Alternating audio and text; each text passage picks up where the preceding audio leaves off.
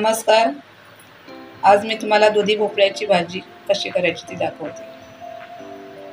इथे मी 400 ग्राम दुधी भोपळा घेतलाय. त्याच्यामध्ये 50 ग्राम चणा डाळ घेतली 2 तासासाठी भिजवून. फोडणीसाठी इथे छोटासा कांदा, 4 हिरव्या मिरच्या, कढीपत्ता, थोडीशी कोथिंबीर कापून घेतली बारीक. ओला नारळ घेतलाय थोडासा किसून. इथे मी भाजी कुकरमध्ये बनवणार आहे. गॅस पेटवून कुकर ठेवलाय गॅसवरती. 1.5 चमचा तेल टाकून घेतलंय. तेल आपलं गरम झालंय. आता मी अर्धा चमचा मोहरी टाकून घेते. मोहरी आपली तडतडली, अर्धा चमचा जिरं टाकूया.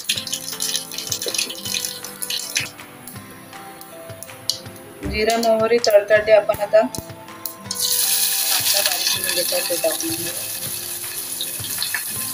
कढीपत्त्याची पाने. कांदा थोडा तेलावरती परतून घेऊ 1 मिनिटभर.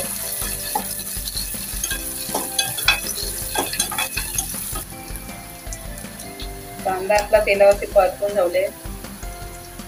कापून घेतलेल्या 4 हिरव्या मिरच्या टाकून कोथिंबीर टाकून घेऊया.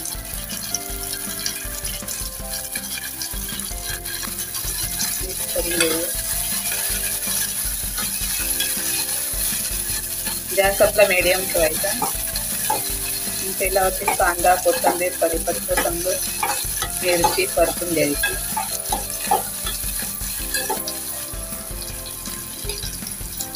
मी इथे धुवून घेतलेली चणा डाळ 2 तास स्वच्छ पाण्याने धुवून घेतली 2 वेळा. ती टाकते आता. डाळ आपली तेलावरती 1-2 मिनिटभर चांगली परतून घेऊया. आणि तर आपली 2 मिनिटं डाळ परतून घेतली. तर मी दुधी कापून घेतलाय तो टाकून घे.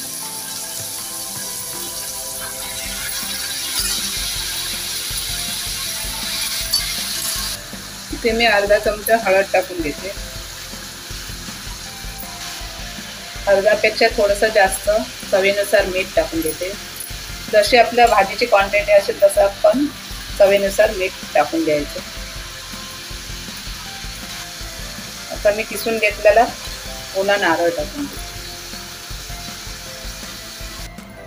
तर आपण गॅस स्लो करून जरा 2 मिनिटं परतून घेऊया. मिक्स करून द्यायची. इथे आपण आता भाजी आपली मिक्स करून घेतली 2 मिनिटं.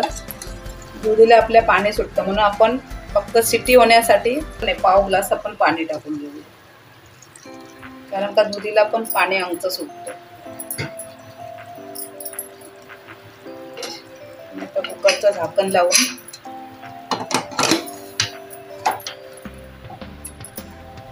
फास्ट गॅसवरती 2 शिट्ट्या करून घे. इथे आपल्या 2 शिट्ट्या झाल्यात. मी आता गॅस बंद करते आणि आपली भाजी झाली काय झाकण काढून बघून. इथे आपली भाजी छान अशी तयार झाली बघा. पाण्याचं प्रमाण पण एकदम परफेक्ट.